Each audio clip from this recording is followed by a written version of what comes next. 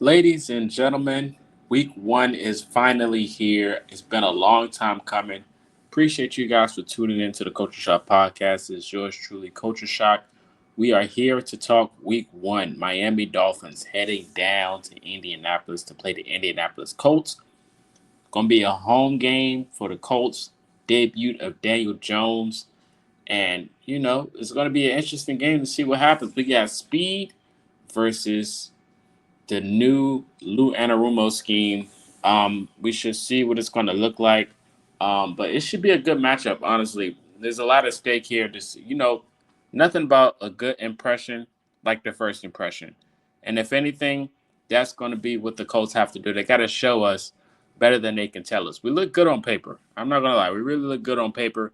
But our first test is the Miami Dolphins. And I think that's the best test um, to start off a season with speed, going up against speed like Miami. With Tua, they got Tyreek Hill, Waddle, all of those guys. A lot of speed on that side of the football. Even with Darren Waller going over there now, it's going to be a good matchup. So I'm interested to see what the Colts are going to do um, between this game that they got to go up against with the Miami Dolphins.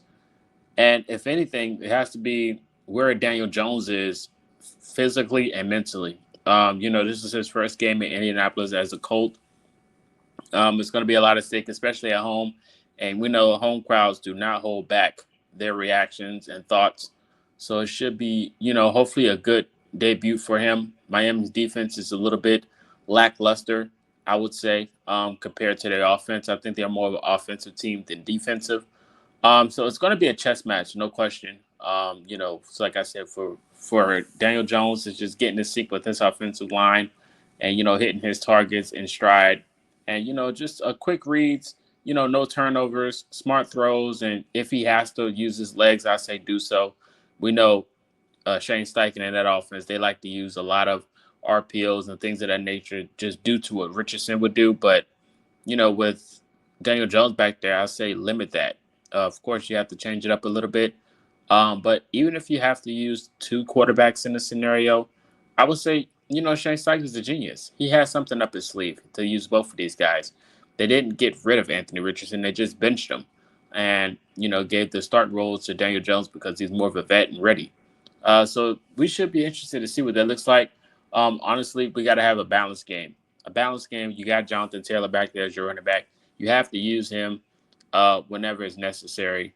I would say he would still be the go-to guy, but you have to find the balance between him and Daniel Jones. Shorten the game, keep Miami offense off the field would be my identity. And then you got to limit the explosive plays. Miami got two game changers with Tyreek Hill and Waddle. They can definitely try to carve up that secondary for the Colts. If anything, even though we got Howard on our side now, this is his return game against Miami Dolphins. That should be something to see. I remember when we got Xavier Rhodes and we played against the Vikings, he had himself a pretty good game. So hopefully we can have that same type of energy with Xavier and Howard going up against the Dolphins. But for the Dolphins, I'm pretty sure they're going to try to test our DBs and secondary. Even though we got some new additions back there with Bynum and Ward, they pretty much had themselves a lot of potential back there. Even with Ward in training camp with the joint practices against the Ravens, he looked pretty good. So hopefully they can keep up with this speedy offense. We got to put pressure on Tua, make him uncomfortable. That's one of the things we got to do for sure. And this pass rush with Lou and a remote scheme, that's definitely a test that I'm going to be looking forward to see. And they're going to do the same thing with Daniel Jones. They got a nice defensive line as well. They're going to try to, force Daniel Jones to be uncomfortable. But good for Daniel Jones. He's good, used to that situation. Let's just hope he doesn't throw himself out the game mentally and make a lot of mistakes.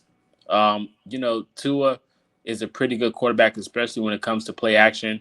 They have the thing when they run the football and it sets up Tua to make a big play when it has a good balance and running the football. But it's the first game, so I'm looking for Grover Stewart to go out there and do what he does best.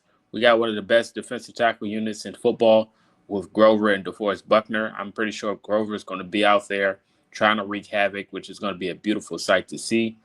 Um, you know, and when it comes to the Colts, I'm switching back and forth. But of course, the Colts, Michael Pittman Jr. is one of the guys that got to be, out there to think about when it goes to uh, receivers for Daniel Jones. Michael Pittman Jr. was relied upon a lot in his years, got him paid to a contract, and especially just his usage rate. With whatever it comes to, he's always available, and he's a big target. So you definitely want to try to hit your big targets as much as possible, especially against Miami's secondary. It would be a test for him to, go out there and have himself a big game. I would even say A.D. Mitchell. A.D. Mitchell is another guy, even though Josh Downs is an automatic exception. That's nobody you can use. You can't even use him in a conversation. Whenever you find Josh Downs, give him the ball. But A.D. Mitchell and Michael Pittman Jr. would be my two dark horses for this type of matchup, especially against the Dolphins. I can see something that can be in their favor for sure to try out. But Daniel Jones, this week one, anything can happen. But controlling the clock will be another thing. Like I said, keeping the Dolphins off the field it will be the game plan. Try to use the clock as much as possible. Try to get in and out. But I mean, the less you see the Dolphins' offense, the better you have a chance of winning. Because, like I said, they have a lot of chances of making explosive plays, and that's just something you don't want to see from Miami. Because once you give them that chance, and they hit you in the mouth, it's just going to get nothing but worse.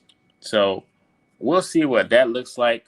Um, but like I said, if anything, just feed Jonathan Taylor.